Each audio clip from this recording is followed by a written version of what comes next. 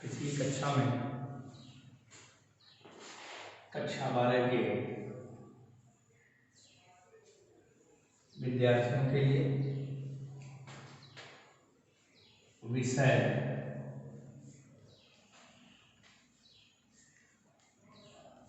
राजनीति विज्ञान के अंतर्गत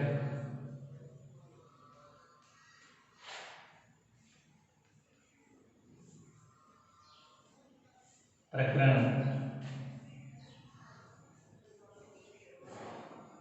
शीत युद्ध का दौर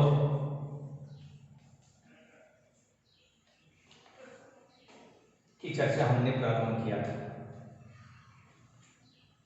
शीत युद्ध का दौर के अंतर्गत मैं पिछली कक्षाओं में जैसा कि आपसे बताया था कि द्वितीय विश्व युद्ध के बाद पूरा विश्व दो खेमों में बटा। पहला खेमा अमेरिका, जिसे आप संयुक्त राज्य अमेरिका के नाम से भी जानते हैं, और दूसरा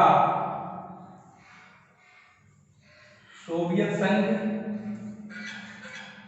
जिसे वर्तमान में रूस के रूप में आता है। लेकिन सोवियत संघ बाद में बहुत सारे देशों के विलय के रूप में रहा। संयुक्त राज्य अमेरिका और सोवियत रूस में विभाजन के पश्चात दोनों ही देश पूरे विश्व के छोटे देशों पर एक प्रयास करते थे कि वो हमसे संपर्क करें, वो हमारे गुट में सम्मिलित हो। उसके लिए ये दोनों देश अपने गुटों में सम्मिलित होने के लिए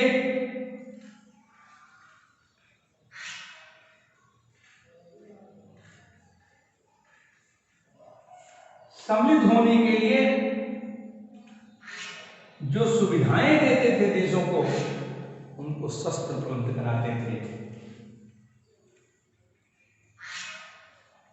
अर्थात जिस देश को अपने गुट में सम्मिलित करना वे चाहते थे, वे उनको शस्त्र उपलब्ध कराते थे,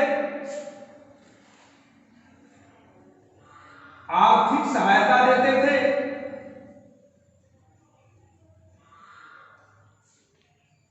उनकी सुरक्षा की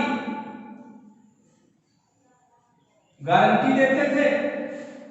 इससे अलावा अन्य ऐसे कार्य करते थे जिससे कि वे देश इन दो गुटों में आ जाए। अपने अपने गुटों को प्रबल करने के लिए यह कार्य किया जाता था। वास्तव में यह स्थिति जब उत्पन्न हुई तो वे सभी के सभी देश इस बात के लिए प्रयासरत थे कि हम दूसरे को कमजोर करने की भी ताकत लगाएं, दूसरे को कमजोर दिखाने की कूटनीतिक राजनीतिक व्यवस्था करें। और एक दूसरा कारण भी था कूटनीतिक और राजनीतिक के अलावा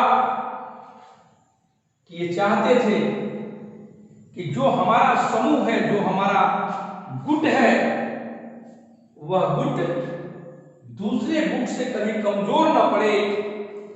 उसके लिए वे विभिन्न देशों को इसलिए अपने गुट में सम्मिलित करना चाहते थे क्योंकि वह गुट उसे जमीन उपलब्ध कराएगा कि संकट के समय वे अपनी मिसाइलों को वहां रख सकें, परमाणु तोपों को वहां रख सकें, और ऐसी परिस्थिति में वे स्थानीय स्तर पर दूसरे देशों को पराजित करने के दृष्टिकोण से, कमजोर दिखाने के दृष्टिकोण से क्षेत्रीय भूभाग के लिए वे अपने गुटों में सम्मिलित करना चाहते थे। क्षेत्रीय भूभाग के अलावा वे देश के कुछ खनिज संपदाओं पर भी अपना आधिपत्य जमाने के लिए, अपना प्रभाव जमाने के लिए, कि अगर जो जैसे खनिज तेलों के रूप में ईरान है, इराक है, सऊदी अरब है, ये विभिन्न ऐसे देश हैं जहां खनिज संपदाओं के रूप में पेट्रोलियम पदार्थ की अधिकतम मात्रा पाई जाती है, जो विभिन्न देशों को वो पेट्रोलियम पदार्थ भेजे जाते हैं। यदि कोई गुट उस पर कब्जा कर लिया, या यदि कोई गुट उस दिए वाले उस देश को अपने गुट में सम्मिलित कर लिया, उस परिस्थिति में क्या होगा? वह उस पर कंट्रोल कर लेगा, तो दूसरे देशों को उसके आगे उस खनिज पदार्थों के लिए तेल के लिए गिराना पड़ेगा, और वो चाहेगा तो उस मूल्य पर उसको देने का कार्य करेगा। तीसरा भी कारण था, वो गुट में सम्मिलित इसलिए भी करना चाहते थे कि विकट की परिस्थितियों में, यदि विकट परिस्थितियां उत्पन्न हो, किसी कारणवश युद्ध प्रारंभ हो, तो हमारे सहयोगी के रूप में काम करें। इन विभिन्न कार्यों के कारण शीत युद्ध प्रारंभ हुआ। मैं पहले भी बता चुका हूं, शीत युद्ध का मतलब युद्ध की स्थिति उत्पन्न हो जाना। कई बार ऐसा हुआ कि लोगों को लगा कि तृतीय विश्व युद्ध भी हो जाएगा, लेकिन कुछ अन्य देशों के हस्तक्षेप से वे युद्ध में रुके। लेकिन उन युद्धों को रोकने के लिए वार्ता हुई है।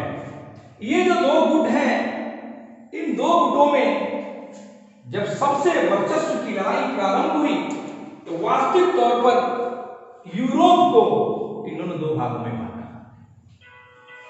जो यूरोप के वो दो भाग थे, उस यूरोप के उन दो भागों में बांटने के कारण उसे दो भागों में जब द्वितीय विश्व युद्ध हुआ, तो द्वितीय विश्व युद्ध में यूरोप की स्थिति बहुत भयावह थी। उसके परिणाम बहुत भयावह है। वहां के लोग त्रस्तता में थे। तो उस यूरोप को दो भागों में बांट दिया गया, दो भागों में बंट गया।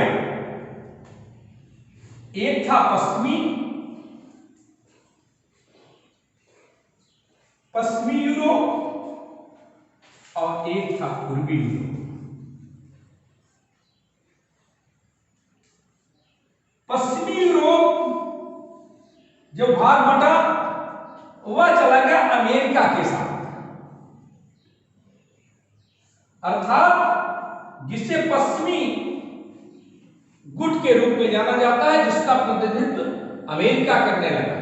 और जब इसका अमेरिका करने लगा, तो जो उसका पूर्वी यूरोप का जो भाग था, वह चला गया संयुक्त राष्ट्र के पास, अर्थात रशिया के पास। और ऐसी परिस्थिति में ये पश्चिमी और पूर्वी रूपों में दो भाग बट गए। और इस पश्चिमी गुटों का जो अमेरिका करता था, वहां 12 देशों ने मिलकर नाटो नाम की संस्था बनाई, और उन 12 देशों ने प्रण किया कि वे एक दूसरे देशों के साथ आर्थिक सहयोग करेंगे, एक दूसरे देशों के साथ अगर उस पर संकट के दौर आते हैं, तो संकट के दौर में एक साथ रह के उस पर लड़ाई करेंगे। यदि पर कोई किसी भी एक देश पर कोई दूसरा गुट प्रहार करता है, तो सभी परिस्थितियों में सभी के सभी गुट एक साथ मिलकर उसका विरोध करने का कार्य करेंगे। इसी के परिप्रेक्ष्य में यह 1949 में बना था। इसी के परिप्रेक्ष्य में यहां जो गुट बना, वो वार्सा संधि। एक तरह से आप कह सकते हैं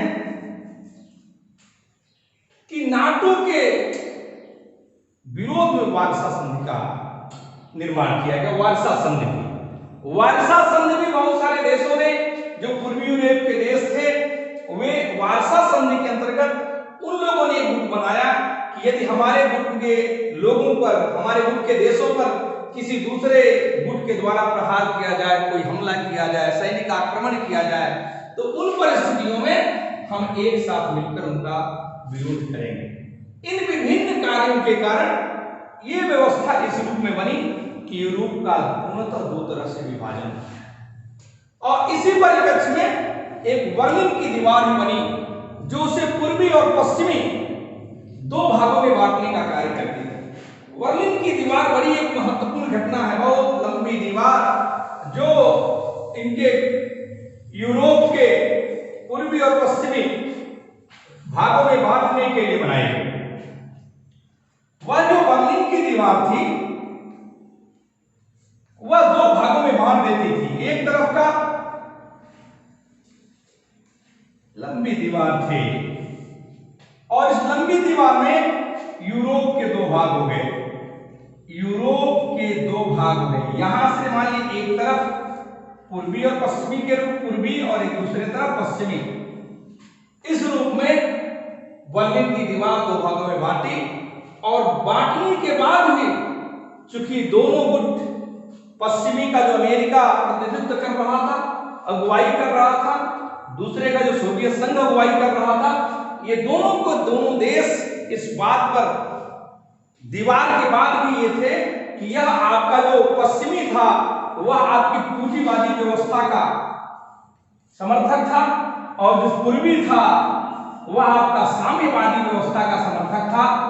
इस रूप में वे एक दूसरे के खिलाफत में रहते थे। बाद में धीरे धीरे पूर्वी साम्यवादी सरकारों ने, यहाँ के देशों ने, छोटे छोटे देशों ने साम्यवादी परिकल्पना को किनारे किया, अर्थात उस पर उनकी विश्वसनीयता धीरे धीरे खत्म हो गई। उसका कारण था कि यदि साम्यवादी सरकार चलती रहती तो यहाँ के लोग संतुष्ट नहीं थे, भूखमरी थी, किसान परेशान था, या अन्य कोई व्यवस्थाएं ऐसी थी जिससे कि वहां के नागरिकों में संतुष्टि नहीं थी, और इस कारण ये धीरे धीरे विघटित होते हुए ये चला गया, कुछ पार्ट अमेरिका के पास जा गया, अर्थात सोवियत संघ का साम्यवादी यूरोप का कुछ भाग बाद में धीरे धीरे चला गया। और एक समय ऐसा आया कि लोगों ने, चूंकि ये पहले से पश्चिमी जो भाग के लोग थे, अमेरिका के सहयोगी थे, अमेरिका के गुट में सम्मिलित थे, और ये पूर्वी भाग के जो लोग थे वो भी धीरे धीरे अमेरिका के सहयोग में जाने लगे, उस गुट में सम्मिलित होने लगे। तो लोगों ने बर्लिन की दीवार ढहाई, और बर्लिन की दीवार ढहने के बाद एक घटना मुझे लग रहा है कि 1989 के आसपास की घटना है, और 1989 में जब बर्लिन की दीवार गिरा दी गई, तो गिराने के बाद दोनों यूरोप के जो पश्चिमी और पूर्वी खंड थे, भाग थे, वे दोनों एक रूप में मिल गए, और एक तरह से आप कह सकते हैं कि बर्लिन की दीवार गिरने के बाद एक तरह से शीत युद्ध का जो दौर था वो समाप्त हुआ। हम ये नहीं कह सकते कि केवल कुछ ही बातें थी, कभी साम्यवादी के रूप में चाइना का संकट, कभी उत्तर कोरिया का संकट, कभी उत्तर और दक्षिण कोरिया का संकट, विभिन्न मुद्दों पर दोनों गुटों ने लगातार प्रहार किए हैं, और उसी के कारण जो शीत युद्ध का दौर था वो लंबा चला है, और 1991 के आसपास ये युद्ध समाप्त हुआ है। और उसका कारण ये रहा कि अब ये जो यूरोप की बर्लिन की दीवार गिर जाने के यूरोप के बहुत सारे देश मिल गए, सोवियत संघ की स्थिति खराब हो गई, धीरे धीरे वो कमजोर होता गया, और उस परिस्थिति में ये आप कह सकते हैं कि बर्लिन की दीवार गिरने के पश्चात जो शीत युद्ध का दौर था समाप्त हो गया। लेकिन एक बात और मैं कहना चाहूंगा, पूरे विश्व के जो लोग थे, ऐसा नहीं था कि केवल दो गुटों के रूप में था, कुछ ऐसे नौ स्वतंत्र नए स्वतंत्र देश थे द्वितीय विश्व युद्ध के बाद, जिनको किसी गुट में रहना पसंद नहीं था। एक तरह से आप कह सकते हैं कि वह अमेरिका के रूप में नहीं रहना चाहता था, अमेरिका के गुट में भी नहीं रहना चाहता था, सोवियत संघ के गुट में भी नहीं रहना चाहता था। तो आखिर वो गुट क्या करता? वो यदि आधिपत्य समाप्त नहीं करता, तो मैं कह रहा हूं पूरे विश्व को दो गुटों में बांटने के बाद की बात चल रही है तो आखिर कुछ देश जो नौ स्वतंत्र देश थे वो क्या करते, उन लोगों ने ये स्वीकार किया, ये कहा कि हम न सोवियत संघ वाले गुट में सम्मिलित रहेंगे, न अमेरिका वाले गुट में सम्मिलित रहेंगे, और इस प्रकार से उन्होंने तीसरा एक गुट बनाया जिसे हम गुट निरपेक्ष के नाम से जानते हैं। और उन विभिन्न देशों में जिसमें भारत के प्रधानमंत्री पंडित जवाहरलाल नेहरू, एफ टीटो, बहुत सारे 5 लोगों ने, यूगोस्लाविया के टीटो साहब और अन्य लोगों ने इसको बनाया था।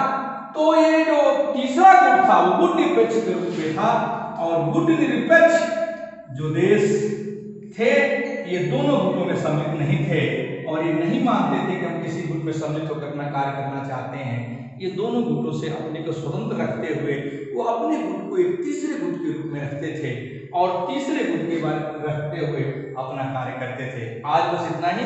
अगली की कक्षाओं में हम प्रयास करेंगे कि आपको गुट निरपेक्षता के बारे में अध्ययन कराएं, जिसके मुख्य रूप से गुट निरपेक्ष आंदोलन क्यों हुआ, गुट निरपेक्ष की आवश्यकता क्यों पड़ी। आवश्यकता तो मैंने बता दिया क्योंकि, लेकिन इसके आगे गुट निरपेक्ष में किन किन लोगों ने इसे बनाया, इसका फायदा क्या था, और भारत की क्या स्थिति थी, इन दोनों गुटों की बात चर्चा अगली कक्षा में। धन्यवाद।